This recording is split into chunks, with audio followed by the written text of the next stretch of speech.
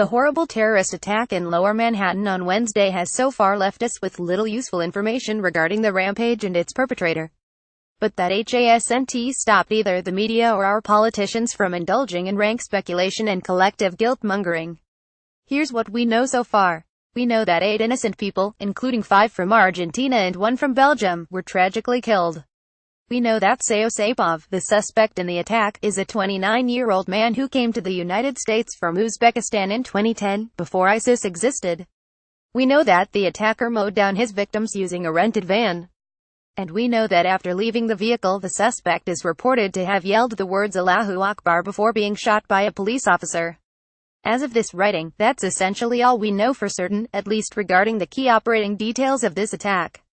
And yet, that hasn't stopped the New York Times from reporting that the suspect had been on the radar of the authorities.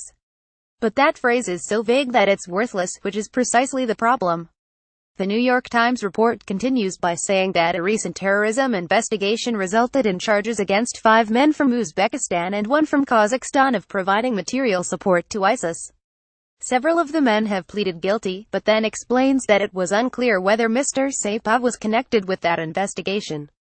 Would the New York Times have reported that, in the weeks before Las Vegas shooter Stephen Paddock killed 59 people, another American man, Spencer Hite, shot and killed 8 people in Plano, Texas, and then inform us that it was unclear if Paddock was connected with that investigation? Of course not. But without describing what on the radar means, the Times story fuels groundless speculation and furthers immigrant fear-mongering, this time hitting immigrants from Central Asia. The White House is also pushing a position of collective guilt that will only bode ill for Muslims and foreigners and is completely unlike its reaction from just weeks ago. The Las Vegas shooting prompted the White House spokeswoman, Sarah Sanders, to say that since there is an ongoing law enforcement investigation, then it would be premature for us to discuss policy when we don't know all of the facts. And yet, here again, a gross double standard stares us squarely in the face, as Donald Trump exhibits no such restraint when it comes to this attack. I have just ordered Homeland Security to step up our already extreme vetting program, the president tweeted last night. He is now also targeting the diversity visa lottery, a system established in 1990 with the laudable goal of expanding the pool of immigrants that are admitted into the country.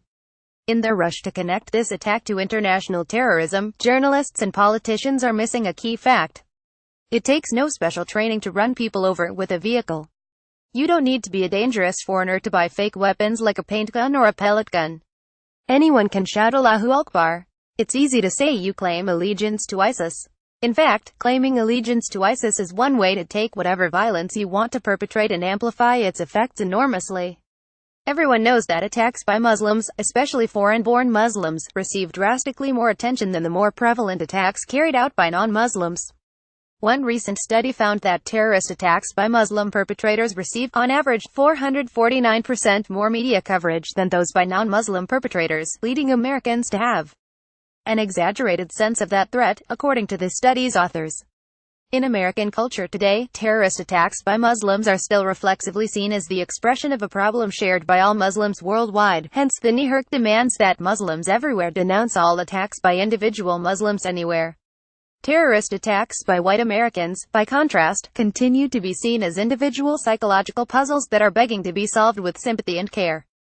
This logic is as dangerous as it is misguided, since it feeds the notion that Muslims, who are nearly a quarter of the world's population, are a unique threat who require their own special set of security measures. To adopt such measures would be to abandon the very principles of equality that our society is supposed to hold dear. Let's acknowledge that moments like these are when both politicians and extremists find a situation to exploit for their own purposes. For all we know, yesterday's terrorist attack was the sole action of a mentally unstable individual. We can reasonably adjust our policies to meet the situation, but we must first wait for the facts, before we lose our collective mind.